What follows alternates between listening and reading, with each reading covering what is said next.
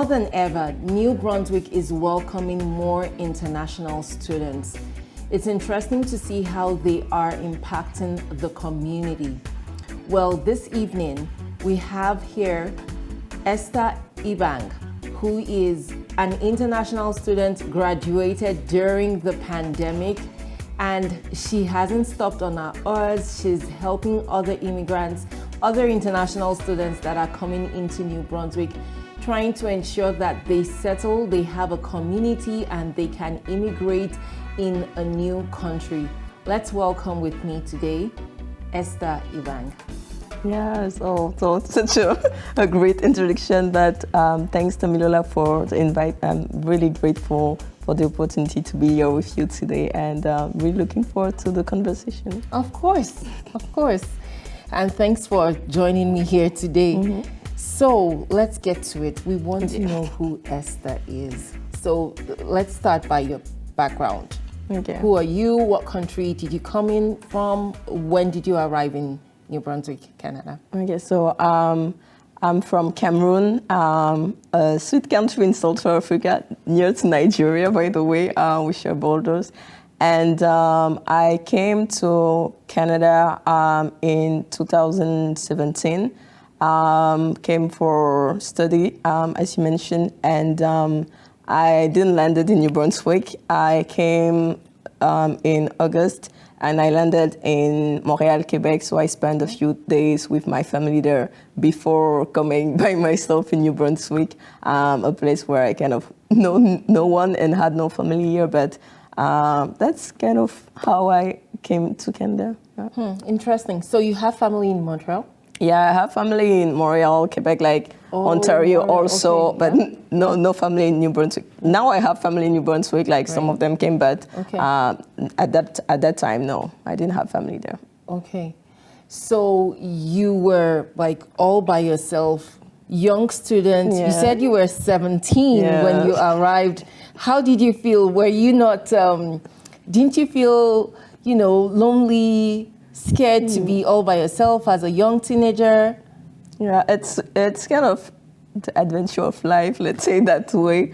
I'm going to say that I was blessed to be well prepared by my parents, and they raised up in a way that, they were confident enough in our maturity. So it was like I was sent with the confidence and the blessing of my parents, and it's true that, it's kind of scary knowing that it was the first time that I was actually leaving my place, my family for that long and all by myself. I've traveled before, but it was more like family and for vacation, stuff like that. But, going into a new country, I've never been to Canada, and alone, that journey alone, and coming here by myself, it was kind of a mix of excitement, a mix of fear, a mix of okay, I'm not sure what is going to happen, but at the same time, anticipation. And I don't know, it's something weird that I have, but sometimes it's kind of take my brain sometimes actually realize where I'm at. Yeah. I know I'm going somewhere, but until I'm there and actually living the moment can take some time to kind of adjust. It's you're still in a daydream, and then actually it happens. So Yeah, that is quite courageous of you to do that. So what university, was it university or college? Yeah. No, I came to University of Moncton. Okay. So I studied in French. I have 3 campuses across the province. So I started in the one in Chipagan, in the north of the province. This is simply because I'm really curious and adventurous. So that's one of the things. And when I was sending my application and I saw that they have 3 campuses, I was like, okay, you have this option to start on one of the campus, either in Edmundston or Chipagan, and then end in Moncton. So I was like, oh, if I have the opportunity, I can just start in another city just to see things and explore things, because I really like to explore, and just that's kind of my adventurous side there. And Chipagan was like, oh, we're surrounded by water, it looked beautiful, coastal sea. Yeah. So I was like, okay, that looked interesting. I'm going to start there and then finish in Moncton after that. So I started there. It was a bit funny because after my time in Quebec with my family, when I landed in Bathurst, because there's no airport in Chipagan, so I landed in Bathurst, and then the people from the university came to take me at the airport, and it was like Bathurst is a small airport, so that was first of all a shock, like, you know, when you come from Montreal, and then it's not the same thing. And then, so we were driving from Bathurst to Chipagan. It's, I think, around 1.5 hours, if I remember correctly. And it was like the more we were, you know, driving, the more it was like getting to the bus. It was like no sitting, no. And it was like, okay, where am I going? And the first time it seemed really long. So I was like, okay, where am I going? But it was like, okay, but the lady that came to pick me up, I got forever grateful for her. She was really welcoming. She was starting to give me like tips and stuff like that. And when she discovered that I was from Cameroon, she was like, oh, like Cameroon, apparently Cameroonian had really great reputation on the campus there. Nice. The president of the student, the president of the student association at that time was a Cameroonian, so she was like, you need to meet him, such a great guy and everything. So that was really like, you know, welcoming as, you know, the day that you landed. So like, okay, that was really That great. is amazing. I mean, because that was going to be my next question, that did you have other members of the community that you were familiar with from Cameroon back there? But it's nice to hear that you had that. So was that an arrangement that was done by the school, or did you connect with anyone? How did you get people to come pick you up from the airport? That was something from an arrangement from the school. So nice. In the Acadian Peninsula, the partner with an association called the Kaina. It's like kind of it's a newcomer association, and the partner with the university there on the campus in Chipagan to welcome students. So they will help the university go and pick up students and stuff like that. You just need to kind of mention to the university your date of arrival, and, you know, give some information, and they will be ready to help you and assist you there. Nice. So what were some of the challenges that you faced that led you to do the work that you're doing right now? Okay. So like in my work, or like everything? The impact that you're doing with the podcast and how you're helping other immigrants and international students. No, definitely. I think the journey is full of like learnings and connections and different opportunities. And I think I've started to realize that I was blessed to have different connections and opportunities and meet certain people like in a way that even I wasn't expecting it. And it was things that were like really done naturally sometimes, and sometimes, you know, someone connects you to another person. And after that, I realized that not everybody has that opportunity. It's either because of like the personality, because I do acknowledge that I have a really strong personality where I tend to like go to people. I'm really like, you know, if you ask my friend, they will say, you know, I'm really someone that I love to make people feel like welcome, and, you know, I'm interested in knowing the story, knowing them. So that's something that has helped me a lot.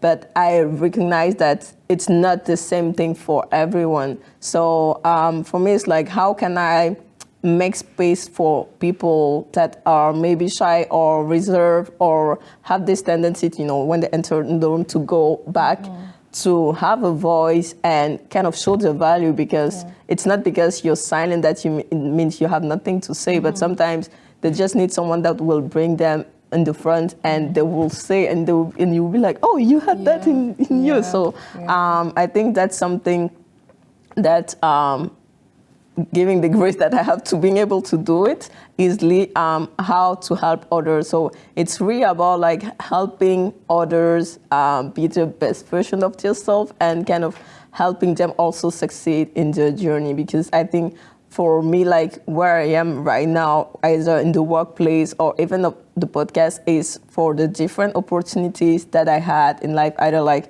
you know, going back to my background, how I was raised, the opportunity that I had, even just, you know, being able to afford studies to come to Canada, because like I didn't pay for me, my parents paid for me. So it's it's not those are not opportunities that everyone has. I know people that come here and they have to pay just study by themselves or struggle more. So I had those opportunities, and my dad always the more opportunity you have, the more you have to give back and kind of serve others and be. I think when we come to a new community, we have to find ways of yes, I'm here, even if I'm not planning or it's not in my mind to stay there forever, but how in the time that I'm in that community, I can serve others, I can, leave a mark, leave a legacy for people that will come after me. Right. I can make a change simply, because there's always something to change, and especially in New Brunswick nowadays where, this, as you mentioned at the beginning, there's so much development, welcoming more and more immigrants and helping people settle in, build their community. I think that's something that's really important. Not just build a community where you stay within, I'm going to say your people, like other people from the same country or the same languages. But I'm like, if we have the opportunity to come to a different place, different country, it's better to kind of open ourselves and kind of learn more from people that are from different country, even African country, because, in your country, you don't always have the chance to meet people from all around Africa, for example. But here, I almost know everyone from Africa, almost. It's my bucket list, so that will happen. But those are kind of things like that. Yeah. It is so funny that you said that, because I get this question often where people ask when they see maybe two people or a group of people from Africa, and then they're like, do you guys all know each other from back home? Never. Yeah, and it's actually really interesting, and it's enlightening at the same time what you do with the podcast, speaking about back home and then having to settle down here as international students, because like you said, not everyone has that opportunity to see outside of New Brunswick or outside of Canada, for example. Exactly. And here now we have a more diverse community where people are getting to see, you're from, some people still don't understand how many countries are there in Africa. That Africa is not a country. Yeah, with the fact that you have to live with different cultures, different languages, different borders. It's entirely different, and then you're all coming, even though all from the same continent, and then you're all having to live together as one community, and then now you're getting to see yourselves as one race or one people, because you are from maybe from one continent, but then you are different, so it's still very diverse. Exactly. And like you said, you've never met so many people from Africa in one place. Yeah, that is actually very, very insightful, even with the work that you are doing, to be able to also share some of the backgrounds, and that's part of the goal that we're trying to achieve here on The Journey Amplified. We also want to be able to speak about our culture and talk about ourselves. There are actually questions in the minds of lots of people.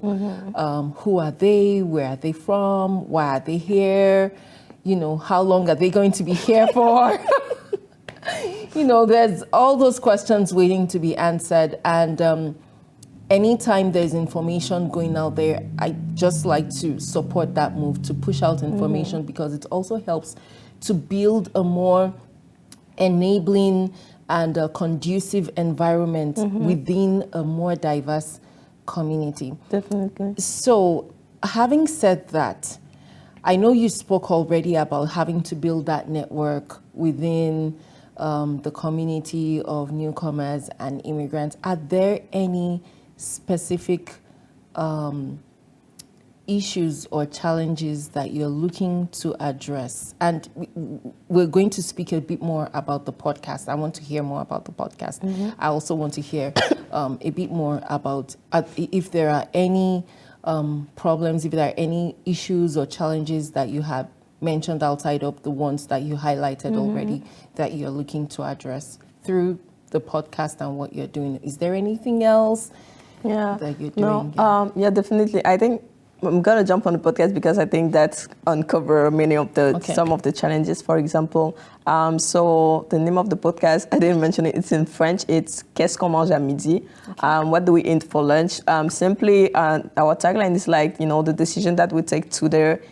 Today, is gonna influence and have an influence on what we're gonna eat tomorrow for lunch. Right. So it's really about that idea that, the decision we take today as international student, as, newcomer or any stage that you are in your life, is going to influence what, your future is going to look like. And I feel like it's something we are not always conscious of. Yeah. And especially when we settle in a new environment or in a new country or in a new place, because there are sometimes other important things that, are on the focus. For example, taking international student, for example, Right. you can come and just be like, okay, have this mindset that I'm only here for my studies. So you're not even aware that, networking is important, that, you need to connect with your classmates, for example, because if you plan to stay, even if it's just for like 1 or 2 or 5 years in that community, you will need those people around you.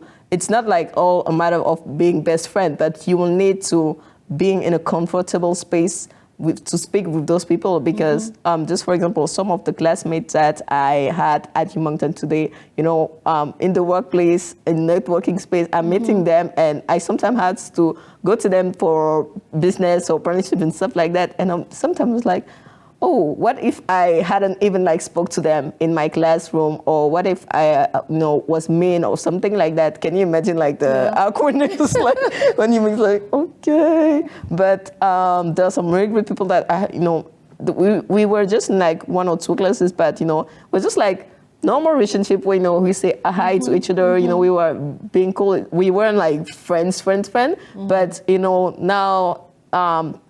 That we are graduating in the active life, we have those interaction, and I have actually been able to get to know more Right. of some of them. So I think those are things like that, because really making the shift in immigrants' minds and newcomers, that yes, when you come in, there are important things. You have to get a home, a good work, and stuff like that, but in the meantime that you're trying to achieve and do those things or achieve your goals that you fixed, never forget that you can achieve those without the people that are part of that community. That is so because you're not going to do it by yourself. That's a lie. It's you will need people to kind of go where you want to go. You will need people to, and especially people that are in that community, because you're arriving in a new environment. You don't know anything about it. So you're not going to learn it all by yourself. True. You need to learn from people that were there before, whether that's immigrants that, from 3rd, 4th generation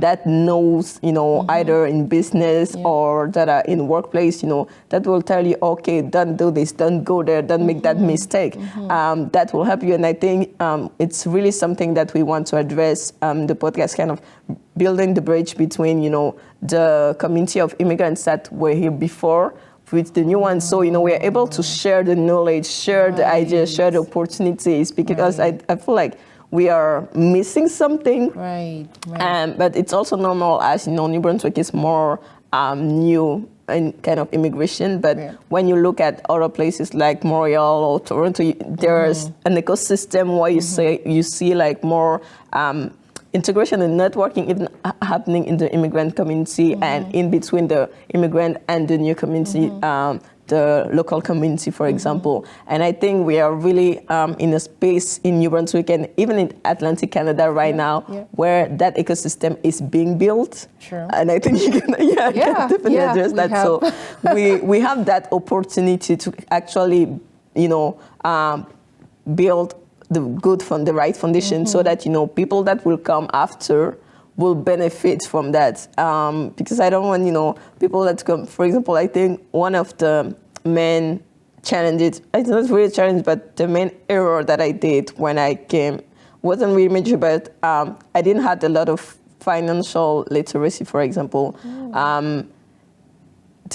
the main thing, yes, I know how to manage my budget, because that was one thing that my dad made pretty sure that, for example, one of the thing, he was sending me money and kind of providing for my thing, but before he sent money, I had to kind of fill out an Excel file and, an Excel spreadsheet and say, okay, these are my needs and stuff like that. If I didn't do that, he wanted me. It was like, you need to fill that. I need to know exactly where it's going to go. So that helped me and educated me in a certain way. But for example, everything that has to being around kind of credit card, for example, when I came, immediately the bank, as you do and say credit card, I was like, oh no, I don't want credit in my life. For example, I was like, no. That was one of the main things. I was like, nope, I refuse. I was like, okay, no, I'm not taking this. And that's kind of like a cultural issue, because back home, I understand. It was a big no. I was like, I'm not taking that. And I think 2 years after that, I said, okay, I'm not saying, okay, yes, just give it to me. I had a credit card. I didn't use it again for I think 1 or 2 years again. So I had it. I didn't use it. So those are just things like that, because I really don't like to kind of be in the sense that I own someone money. Yeah. So there was like, okay, no, and so I didn't know, and it took people to make me understand that, okay, it's not like, it's not like you're gonna use it and someone is going to arrest you, but you have to use it in a certain way, have wisdom and pay attention to the choices you made with that, and it's kind of going to help you build your credit score, build your credit for future investment and stuff like that. But you don't know it. They don't teach that in school, even in university. So there are things like that that as immigrant, and especially in Canada, that it's a different. I never paid tax in my life. For example, you come and we mentioned it. I came at 17 and. Most of my life, I was depending totally and solely on my parents. Right. Even I remember the first time I moved in my apartment and had to buy, furniture and stuff like that. I remember after I bought it and kind of assembled things myself, I called my dad and was like, being very grateful for all those years where we moved, and I never actually did anything, and I was always complaining. I was like, I didn't realize it was that much work. So those little things like that, I was just like, people doing it for me, and living my best life and not knowing that. But once you start living by yourself, you feel grateful for everything that people has done for you. Absolutely. And you realize it. Yeah. Esther, that is huge. Everything that you mentioned, being grateful, being able to compare your life when you were dependent on your parents to being independent as a student here. You touched on so many key areas. I love what you mentioned about building a foundation that will enable bridging the gap for immigrants that have been here before, their experiences and how the lessons that they had can impact on those that are coming in. That is so huge. And even though it's work that you are doing in a small corner and you feel like you're probably not reaching so many people, it's a lot of work. It's a work that actually impacts the life of people. While you were speaking about networking, my mind flashed back to the COVID season where we were all home and everyone was working from home or studying from home or from their hostels or from the rooms and all of that. And I just thought about that how did students manage their, to study together or to go through school? Because part of, like what you said, part of going through school is actually that networking. You learn, that is where you learn. It's tertiary in education. Exactly. It's where you learn to socialize. It's where you learn to network, to empathize, to work with other people from different kinds of backgrounds. So that is huge. That is huge. I just want you to say some final notes, about the podcast, how people can get to learn more about it, and what value you are giving to the community with this work. I'll say on the final note, before I let you speak, I've heard so much about your father just in this conversation. Oh. And it's obvious that he did an amazing job. Shout out to you, Dad. Yes, we have to put it out there. I'm a parent and I know what it means when you're working as a parent, and then when you get to see the result of this. So let's hear it. Final notes, the value of the work that you're doing and how this impacts other newcomers and immigrants. Yeah. So on finals, what I can say is really for international students, for example, because I think one of the main thing that I always say, and people that know me, you will recognize yourself that I've said that to you at some point. It's like get out of your comfort zone, being curious, be curious.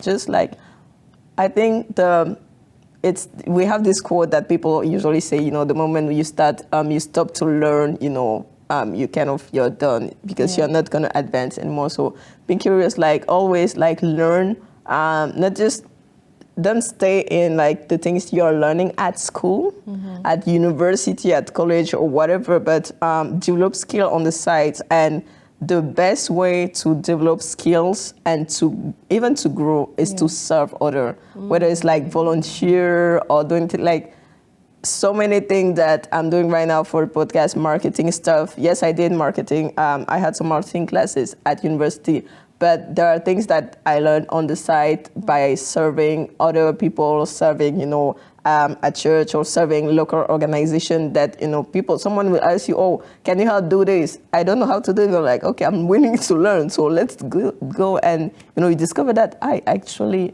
love to do it. I'm passionate about it. So those are ways that we can grow and develop. So definitely learn. Try to learn. Educate yourself, whether it's financially, read books or go to others, and even thinking about mentorship and stuff like that. There are people, we mentioned Olaiten of that, shout out to you, that, there are people like that, you will meet in community space or networking events and stuff like that. But sometimes we look for mentors, but just by being interested in people and kind of sharing the work and making those natural connections is where those relationships get built. And, we don't always I don't really like titles, so we don't always have to put like the title, like, no, this person is my mentor, but just the relationship that you have with the person, the things you learn and from that person, being grateful for that. You don't have to like take all the time, but being grateful for even the little things that you get from like a 1 minute conversation, it can give so much more. And for the podcast, so Qu'est-ce qu'on mange à midi, QOMM podcasts, you can find us on Instagram, LinkedIn, YouTube, all the audio platform, also Spotify, Apple Podcasts, Amazon Music. We're available. We release episode in English and French. In French, sorry. We try to also bridge the gap of the language because being from Cameroon, have been raised up in a place where people speak different languages, either French, English, or the local dialect. And just even my mom and dad are from two different tribes, so I'm used to hear different language at the time. So I think we can use the languages that we have to unite and not to divide. So it's also something that we try to do on the podcast there. And so whether you are English or French speaker, you will find content online on the podcast that you will enjoy and that you will also learn from. And if there's a story that you want to share, just contact us and we will be happy to help you share your story and make your voice being heard. So thank you so much, Esther. You are indeed a bundle of wisdom. There are so many keywords I'm going to be going away with, or key phrases, using language to bridge that gap of our differences. And also the fact that we learn from volunteering, we learn from helping others. That is so profound. Thank you once again. It's been such a pleasure chatting with you today. Yeah, thanks, Tamilola. And thanks. Enjoy and subscribe to the Journey and Amplify Friends. It's also something. Yes.